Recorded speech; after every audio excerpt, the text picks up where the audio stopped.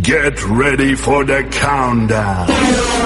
10, 9, 8, 7, 6, 5, 4, 3, 2, 1, 0.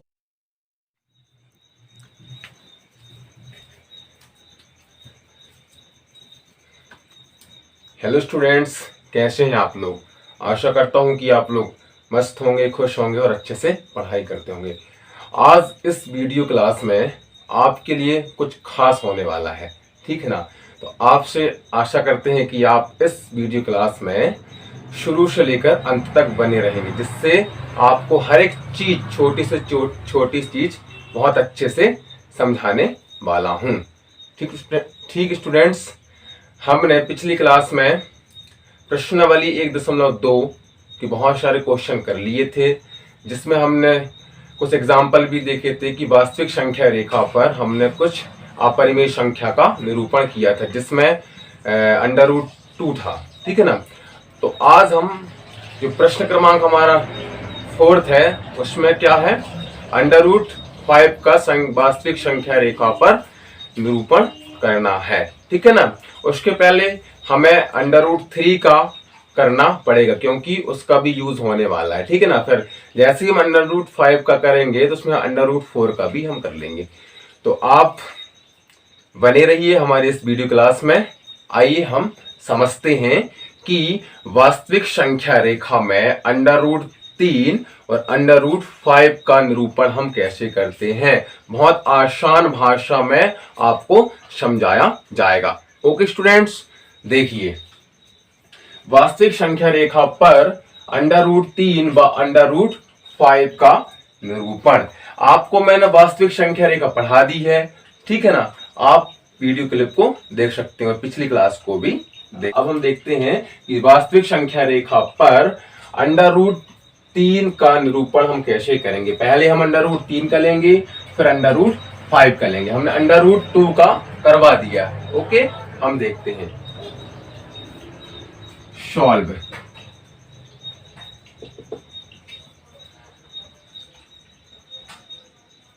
Real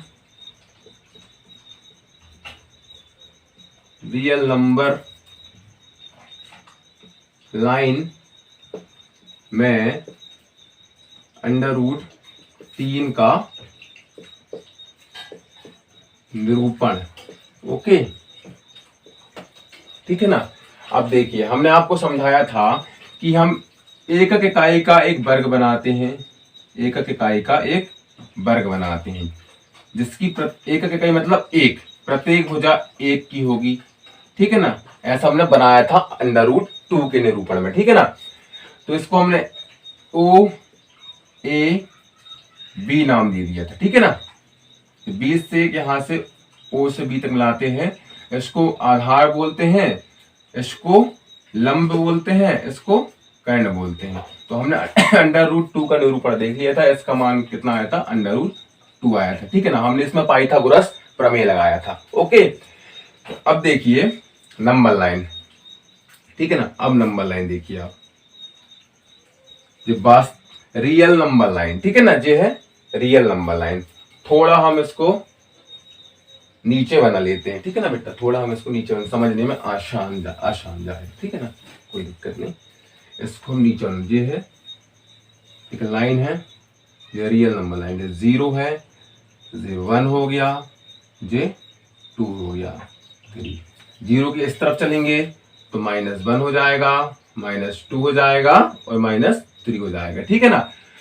तो हम जो मुख्य बिंदु है 0, और हम ऐसे इसको एडजस्ट करेंगे कि 0 जो है ना, इस 0 में स्थापित हो जाए। तो एज इट इज हम इसको उठा के यहां रख देंगे। ओके, देखिए अब कैसे रखते हैं, इसको उठा के यहां रख रहे हैं, तो O को 0 में रख रहे हैं, ठीक है ना। तो जी यहां रख दिए उठा के, जी यहां ऐसा बन जाएगा, जी देखिए, जी बन गया, जे बन गया, ठीक है ना। इसको डार्क कर देते हैं, जे बन गया।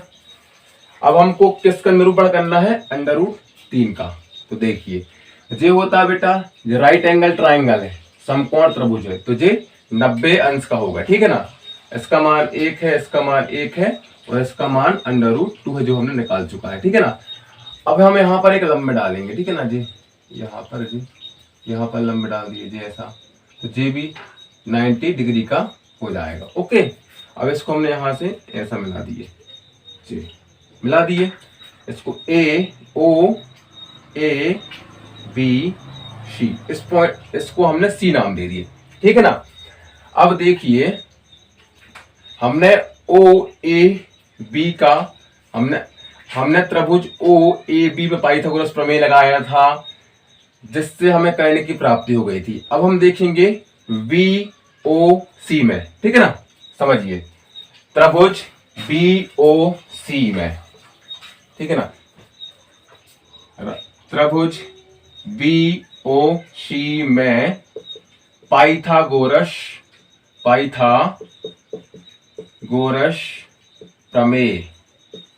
प्रमेय लगाने पर, ठीक है ना, BOC। अब यहां देखिए इसका मान 1 है, इसका मान 1, इसका मान 1 है, ठीक है ना। अब देखिए BC बराबर कितना 1 है, और OB बराबर कितना है, OB बराबर कितना बेटा हमारे पास √2। हमको OC ज्ञात करना, क्या ज्ञात करना हमको, OC नहीं पता और OC हमको निकालना है, ठीक है ना। ओके, जे इसका हो जाएगा, जे क्या हो जाएगा बताओ, आधार, जे लंब, जे हो जाएगा कर्ण। ओके ठीक, अब हम पाइथागोरस प्रमेय लगाते हैं। हमको पता है पाइथागोरस प्रमेय के अनुसार कर्ण का वर्ग बराबर लंब का वर्ग धन आधार का वर्ग। ओके ठीक है, देखिए यहां पर देखिए त्रिभुज BOC, त्रिभुज BOC में बताओ कर्ण क्या है, तो जे OC कर्ण है, ठीक है ना बेटा। OC कर्ण मतलब OC का वर्ग बराबर लंब क्या है बेटा, देखिए यहां पर लंब क्या हो गया हमारा, BC हो गया, BC लंब हो गया, ठीक है ना। BC लंब नहीं, BC नहीं है बेटा लंब हमारा, OB लंब होगा, है ना। अच्छे से देखो, यही कंफ्यूजन होगा, ठीक है ना। यहां जे देखिए, इधर देखिए ये 90 डिग्री है, ठीक है, 90 डिग्री है तो जे आधार हो जाएगा, ठीक है ना, जे लंब हो जाएगा, क्योंकि जब इसको हम ऐसे घुमा देंगे बेटा, देखिए इसको हम ऐसे घुमा दिए, जे ऐसे, ठीक है, जे 90 डिग्री बन गया, जे वाला बन गया, तो जे लंब हो जाएगा और जे आधार हो जाएगा और जे कर्ण हो जाएगा, ठीक है ना। वही हमने इसको ऐसे, जो उल्टा है इसको सीधा करेंगे तो ऐसे हो जाएगा, तो आधार जे हो गया और लंब जे हो गया, कर्ण जे हो गया, ठीक है ना। हाँ, अब हम समझते हैं, देखिए अब त्रिभुज BOC में लगा रहे हैं हम, तो लंब क्या हमारा, OB लंब है, OB का वर्ग धन आधार क्या है, BC का वर्ग। अब हमें OC निकालना है, OC का स्क्वायर नहीं, OC का वर्ग बराबर OB हमें पता है, OB क्या है बेटा, √2 का √2 है ना, तो OB का वर्ग है मतलब √2 का वर्ग धन BC कितना हमारे पास, देखिए BC 1 है तो 1 का वर्ग हो गया, ठीक है ना, हो गया वर्ग। तो OC स्क्वायर बराबर, जब हम इसका वर्ग करेंगे बेटा तो जब वर्ग से √ कैंसिल हो जाएगा, जब वर्ग से √ कैंसिल हो जाएगा तो यहाँ 2 बचेगा, और 1 का वर्ग हमें पता है 1 होता है, जो कितना हो गया 3। हमको OC चाहिए, OC का वर्ग नहीं चाहिए ना, क्योंकि हमको सिर्फ OC कर्ण चाहिए, OC भुजा चाहिए। तो देखिए जब हम यहाँ से वर्ग हटाएंगे बेटा, तो यहाँ जब यहाँ से हम वर्ग हटाएंगे ना, तो यहाँ रूट लग जाएगा, ठीक है, रूट लग के √3 हो गया। अब आप बोलोगे सर ठीक है, यहाँ वर्ग हटा दिए, रूट लग गया, अगर हमको एज इट इज ऐसे ही प्राप्त करना है तो कुछ नहीं करना है, दोनों पक्षों में आप वर्ग कर सकते हैं, दोनों पक्षों में आप वर्ग कर सकते हैं। तो OC का वर्ग बराबर √ से स्क्वायर कैंसिल हो जाएगा, 3 हो जाएगा, ठीक है ना। अब जे हो गया हमारा, तो इसका मान कितना आएगा, √3 आ गया। अब देखिए त्रिभुज BOC एक राइट एंगल ट्राइंगल है, एक समकोण त्रिभुज है, ठीक है ना। तो हमने त्रिभुज BOC में पाइथागोरस प्रमेय लगा के हमने कर्ण का मान ज्ञात कर लिया, ठीक है ना, कर्ण OC का मान ज्ञात कर लिया। अब ज्ञात तो कर लिया हमने, अब इसको हमें वास्तविक संख्या रेखा पर दर्शाना है, मतलब रियल नंबर लाइन पर दर्शाना है। तो स्टूडेंट्स देखिए हम √3 को कैसे वास्तविक संख्या रेखा में दर्शाते हैं। अब देखिए हम इस मुख्य बिंदु O को केंद्र मानते हैं। मुख्य बिंदु जो है ना बेटा O को केंद्र मानते हैं। ओके, मुख्य बिंदु O को केंद्र मानते हैं और O से C को त्रिज्या मानते हैं। तो हम यहाँ पर प्रकार रखेंगे, यहाँ पर O को मुख्य बिंदु मानकर O से C तक को त्रिज्या मानेंगे और प्रकार लिखेंगे, यहाँ से यहाँ तक बढ़ाएंगे और हम इसको मुख्य बिंदु मान के यहाँ से एक चाप काटेंगे। ठीक है ना, यहाँ से ऐसे चाप आएगा, आप रख के देखना प्रकार से ऐसे चाप कटेगा। ठीक है ना, ऐसे जैसे चाप कटेगा। ओके, इसको नाम दे दिया हमने C'। ठीक है ना, इसको मुख्य बिंदु मानकर यहाँ तक त्रिज्या लिया, OC त्रिज्या ली और प्रकार की सहायता से हमने यहाँ एक चाप काट दिया। कहां पर? जे C' पॉइंट पे। ठीक है ना, तो क्या होगा? OC बराबर OC'। यहां से यहां तक की एकक जो है ना √3 और OC' इन दोनों का मान बराबर होगा।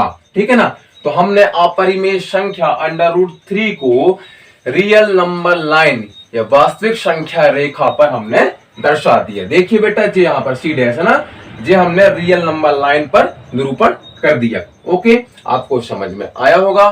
फिर भी आपको समझ में नहीं आता तो इस वीडियो के कमेंट बॉक्स में आप कमेंट करके बता सकते हैं, बाकायदा आपको उसका सॉल्यूशन मिलेगा। ओके, अब हम देखते हैं कि √3 का हमने निकाल लिया। अब हम चलते हैं √5 की ओर।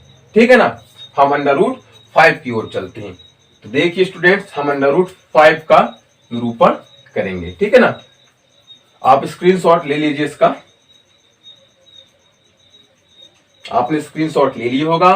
तो हम √5 को संख्या रेखा पर निरूपित करेंगे।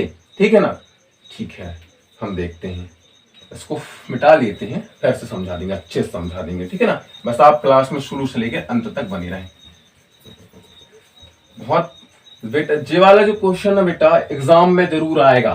ठीक है ना, √2, √3, √5 का वास्तविक संख्या रेखा में निरूपण 100% पेपर में आने की प्रबल संभावना। अगर आपने जो तीनों क्वेश्चन तैयार कर लिए तो आपके 5 या 7 नंबर कहीं नहीं गए, एक ना एक क्वेश्चन आना है। ठीक है, नंबर लाइन से, क्योंकि ये 5 या 7 नंबर का आ सकता है क्वेश्चन। ठीक है ना, अब हम देखते हैं संख्या वास्तविक संख्या रेखा पर। ठीक है ना, √5 का निरूपण। ओके, हाँ, अब हम पहले वास्तविक संख्या रेखा बना लेते हैं। ठीक है ना, फिर यहां हम उसका सॉल्यूशन कर देंगे। देखिए यहां बनाते हैं जी, ये मुख्य बिंदु हो गया अपना। ठीक है, ओके, 0, 1, 2 जो बना हो गया 3, हो गया 3। अब देखिए हम डायग्राम बना लेते हैं बहुत जल्दी जी। ठीक है ना, इसको ऐसे बना लेते हैं।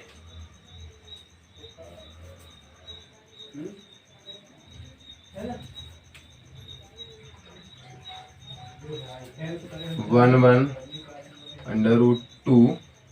ओके,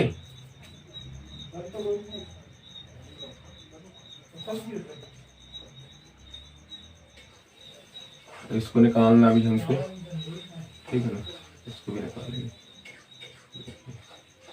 इसको भी निकालना है। ठीक है ना, इसको भी निकालना है। A, O, A, B, C, D, E। ठीक है ना जी, हमने तो वो बना लिया डायग्राम, संख्या रेखा पर बना लिया। ठीक है ना, ऐसे बनना हमारा डायग्राम, जैसा राइट एंगल ट्राइंगल। ठीक है ना, अब देखिए पहला त्रिभुज BOA में। ठीक है ना, त्रिभुज AOB ले लेते हैं।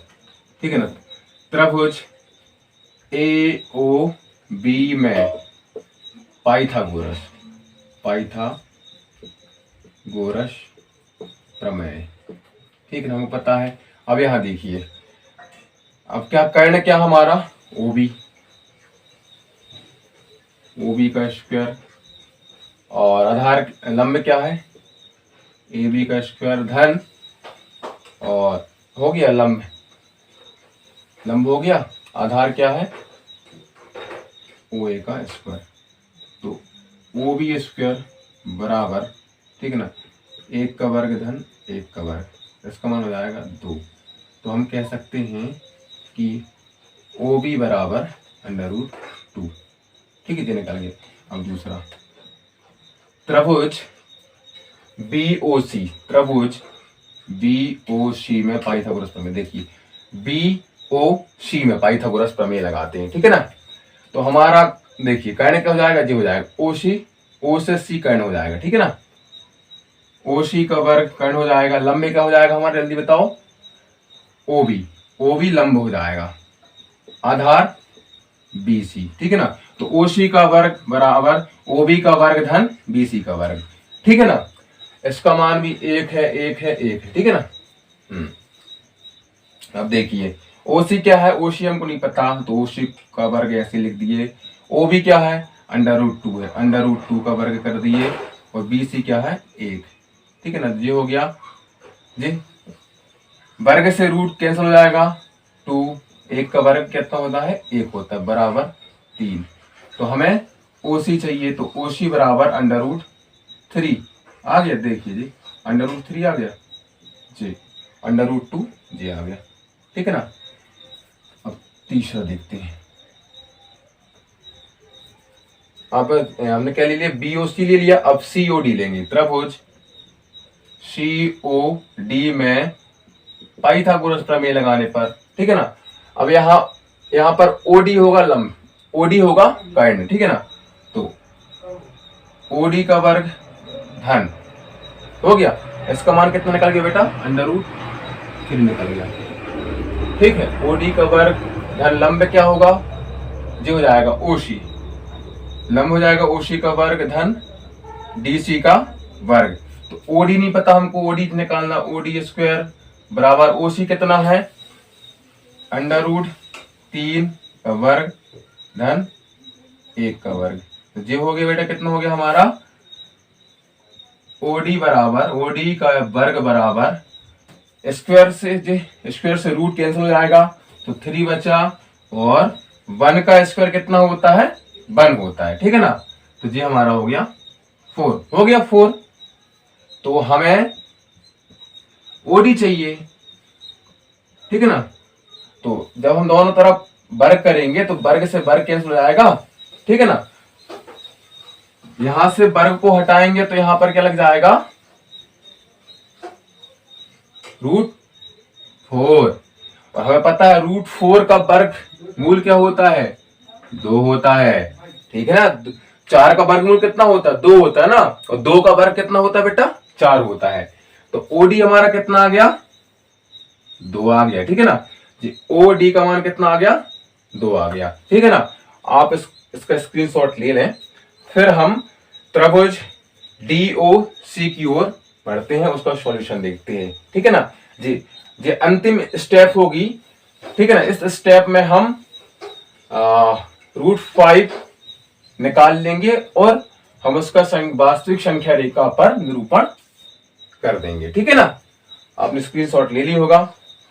तो हमने त्रिभुज देखिए COD ले लिया, अब त्रिभुज DOC की बारी, ठीक है ना। इसको हम रफ कर देते थोड़ा सा, आपने स्क्रीनशॉट ले लिया होगा, ठीक है ना।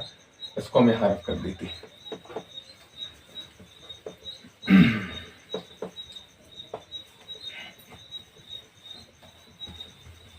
ये लीजिए रफ कर दिया हमने। अब